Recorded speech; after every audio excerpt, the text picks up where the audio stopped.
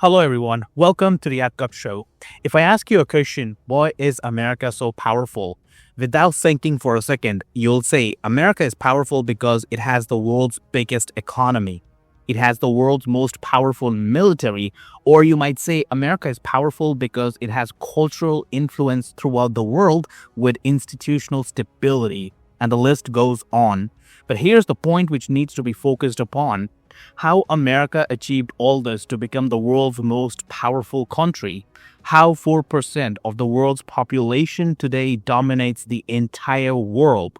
However, the United States is on decline, but it's still a superpower. So when World War II ended, there were three types of countries. Number first were those who were colonial powers who were destroyed and got bankrupted fighting World War II. Second were those countries which were colonized. These countries were poor with no infrastructure and no production or consumption. These countries were only trying to survive and get rid of exploitation which was done by the colonial powers. And finally, third was the United States, whose economy and infrastructure remained untouched in World War II.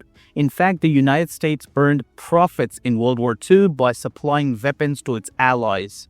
You see, after Civil War ended in America, Americans got busy building infrastructure and establishing stable institutions. This continued throughout the late 19th and 20th century. After World War II ended, two scenarios occurred. Number one, colonial powers lost all their colonies and the era of colonialism ended. Number two, the US and the USSR became adversaries, resulting in a Cold War. Now, both the US and the USSR started working on how they can expand their ideology, allies, and influence throughout the world. They both went around the world searching for partners and expanding their ideologies. The US was promoting democracy and capitalism, whereas the USSR was promoting communism and socialist economy. The US offered its market and economy to Europe and East Asia in exchange for an alliance against the USSR. Both regions were devastated because of World War II and didn't have much options. Hence, in order to come out of poverty and regrow their economy, they started accepting Americans' terms and conditions.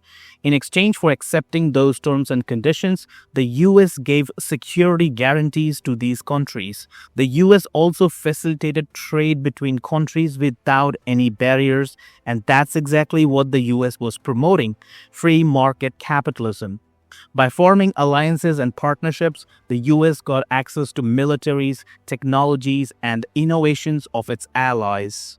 It slowly started enriching itself with those militaries, technologies, and innovations.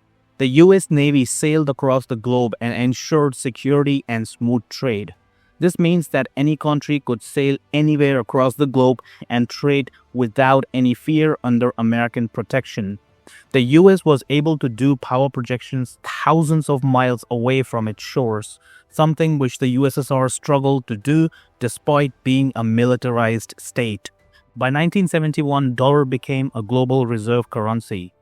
To be fair, dollar became global currency in 1944 itself. In 1971, the US severed its ties with the gold standard, turning its currency into fiat money. As a result, all other nations' currencies came to be valued against the dollar. The money is not backed by gold. It has value because the US government says it does. This gave the US massive leverage over all economies around the world. This happened because the US became the world's most valuable market. Every country wants to sell their goods and services in the US market, and in exchange, that country had to accept dollar's hegemony. No country was ready to challenge this because challenging the US dollar meant calling your death. The US dollar is backed by the US military, which is the most powerful in the world. So it won't be wrong to say that US military is used for defending dollar. The US is an undisputed superpower because it's the father of the modern globalization. It established the modern trade routes, global institutions like IMF, World Bank, and United Nations, and laws which governs world's politics today. With time and experience, the US learned how to sustain and enforce the system. The US also has all the tools at its disposal to manage the system. However, things are changing now. The US is facing trouble in sustaining this vast empire and network of influence. The US is debt burdened, polity is divided, and internal economic situation isn't looking good. On top of all this, the US is facing competition from China. The USSR at its peak was just 30% of the US economy, whereas China is now above 70%. The US was never an economic competitor for the US. This is the first time the US is facing a real competitor. People have already started saying that the American empire is on decline, which is true, and China is the next superpower. However, China replacing the US to become a superpower is close to impossible. You see, the US did not become a superpower in 1 year. It was a continuous process where luck was also a major factor. The US was lucky enough to have conditions where it could prosper and build an empire. That's clearly not the case with China. I know many Sinophiles would disagree with me, but here are some questions for them. Does situation like 1940s exist today? No, the world is way too complex today.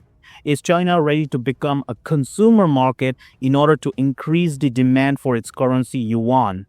Is China ready to open up like the US in order to build confidence in its economy and politics?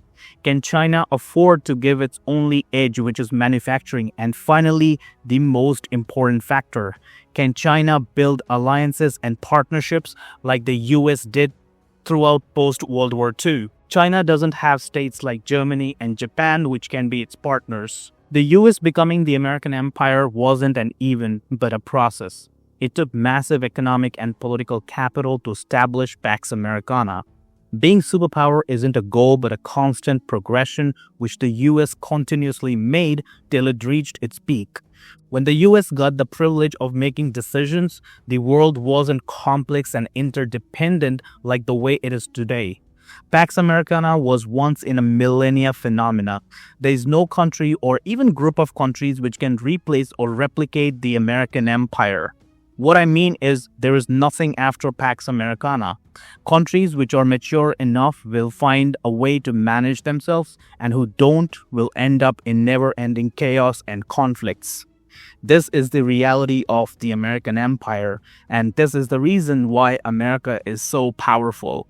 As long as it has the ability to manage its vast empire, the US will remain powerful and a sole superpower. So this was the small analysis about why is America so powerful. If you found this analysis insightful, then like and share. Don't forget to subscribe. This is Adkup Show signing off. Peace out.